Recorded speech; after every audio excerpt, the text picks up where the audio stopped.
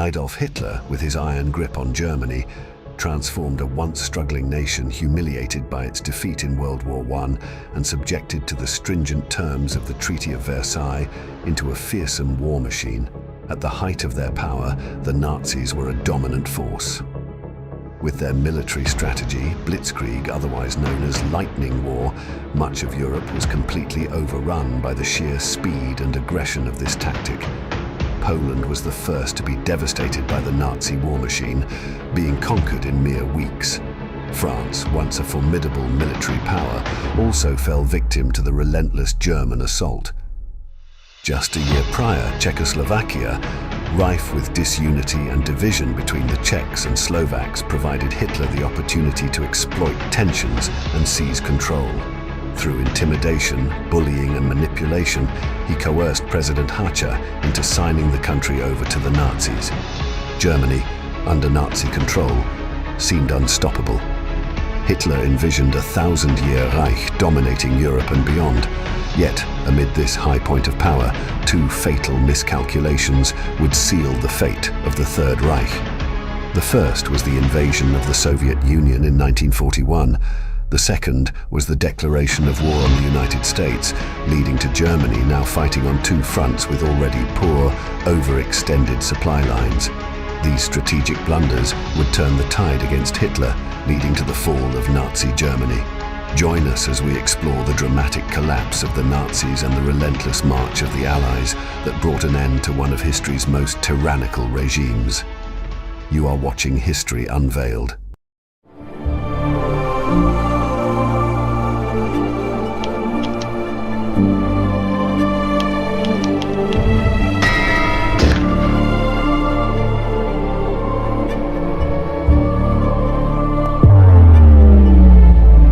I have a dream.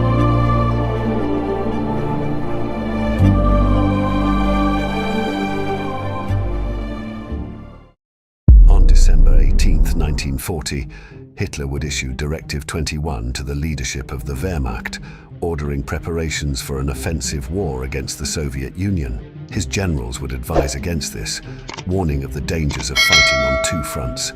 However, Hitler would dismiss their concerns, claiming Britain posed no real threat, so they'd essentially be fighting on one front. This underestimation would lead to Germany's first major defeat inflicted upon by the British.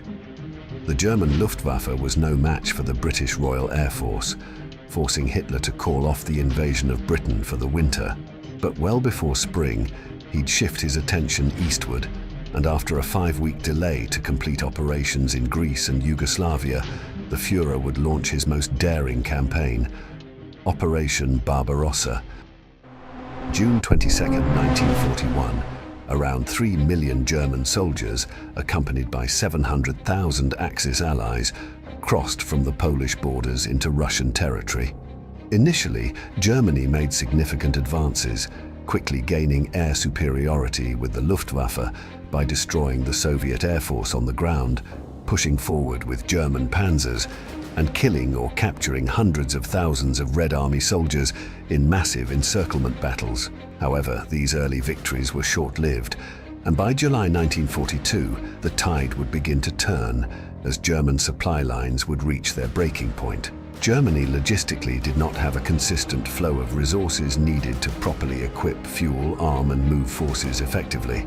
Additionally, with so much distance to cover and the transportation of supplies becoming increasingly difficult, the Germans had to halt their advances for weeks at a time, significantly hindering their overall progress. By the 17th of July 1942, Friedrich von Paulus's 6th Army would move in to capture Stalingrad. This would be one of the most brutal and decisive battles of the Eastern Front. Compared to the Red Army, which was well equipped for urban warfare, the German army was no match, as they lacked experience in urban combat and were completely reliant on blitzkrieg that had brought them success thus far.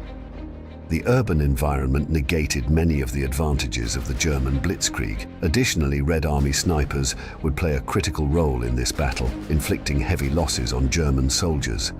By mid-November 1942, having endured starvation, malnutrition, and severe frostbite from the brutal Russian winter, coupled with Hitler's insistence on the Sixth Army to continue fighting and ignoring any request for retreat, more than 220,000 German soldiers would find themselves encircled by the Red Army, who'd launched a counter-offensive dubbed Operation Uranus.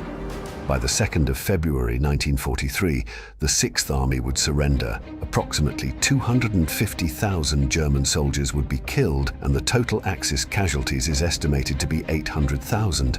Furthermore, 91,000 German soldiers would be taken prisoner. This would halt German advances and lead to a series of Soviet offensives that would push Germany back to Berlin. While the Eastern Front was bleeding Germany dry, the Western Allies were preparing for their own critical assault. 3 years prior, on December 11, 1941, Hitler had declared war on the United States, 3 days after the US declared war on Japan, Germany's ally. On June 6, 1944, known as D-Day, Allied forces launched Operation Overlord, the largest amphibious invasion in history. Over 156,000 American, British and Canadian troops landed on the beaches of Normandy, France.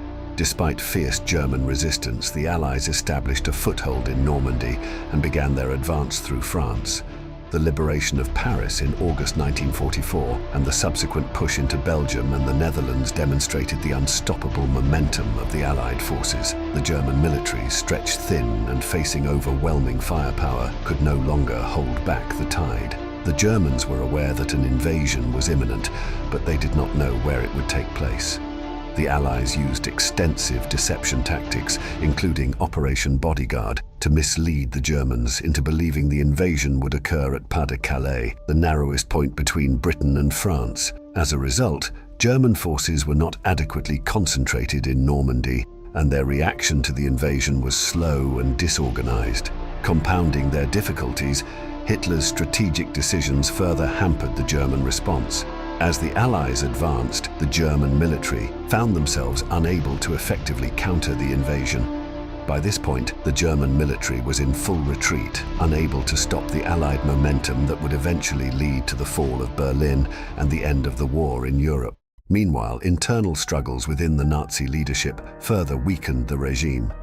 Heinrich Himmler, head of the SS, and other high-ranking officials began to distance themselves from Hitler, seeing the writing on the wall. In July 1944, a group of German officers led by Claus von Stauffenberg attempted to assassinate Hitler in a bid to negotiate a peace with the Allies. The plot, known as Operation Valkyrie, involved planting a bomb at Hitler's Wolf's Lair headquarters. The attempt failed, as the bomb only injured Hitler, leading to a brutal purge of suspected conspirators. Over 7,000 people were arrested, and approximately 4,180 were executed, including von Stauffenberg and other high-ranking officers. This purge further destabilized the Nazi command structure, creating an atmosphere of distrust and paranoia within the ranks. The loyalty of many within the military and political leadership eroded, causing inefficiencies and a lack of coordinated efforts in the war. The end was near. The Battle of Berlin began in April 1945, with Soviet forces encircling the city. The German defense was marked by a tragic desperation, as Hitler issued a call to arms for all able-bodied men, leading to the enlistment of the Volkssturm, a militia composed of older men and boys as young as 12. These inexperienced and poorly equipped defenders fought desperately to defend the capital. The Soviets, determined to capture the heart of Nazi Germany, launched relentless artillery barrages and airstrikes, reducing much of Berlin to rubble. Amid the chaos, Hitler and his inner circle retreated to the Führer bunker beneath the Reich Chancellery. As Soviet forces closed in, the reality of defeat became undeniable. On April 30, 1945, with Soviet troops only a few blocks away, Hitler committed suicide alongside his wife Eva Braun, whom he had married the day before. Hitler's propaganda minister Joseph Goebbels and his wife would commit suicide shortly after, killing their 6 children before taking their own lives. The remaining German forces continued to fight, but their resistance was futile. By May 2, 1945, General Helmuth Weidling, the commander of Berlin's defenses, surrendered the city to the Soviets. The Battle of Berlin was a devastating conclusion to the war in Europe, marked by immense loss of life and the complete destruction of the German capital. The fall of Berlin signaled the imminent end of World War II in Europe, leading to Germany's unconditional surrender on May 8, 1945, known as VE Day, Victory in Europe Day. With the Nazis defeated, Europe lay in ruins, with millions dead and displaced.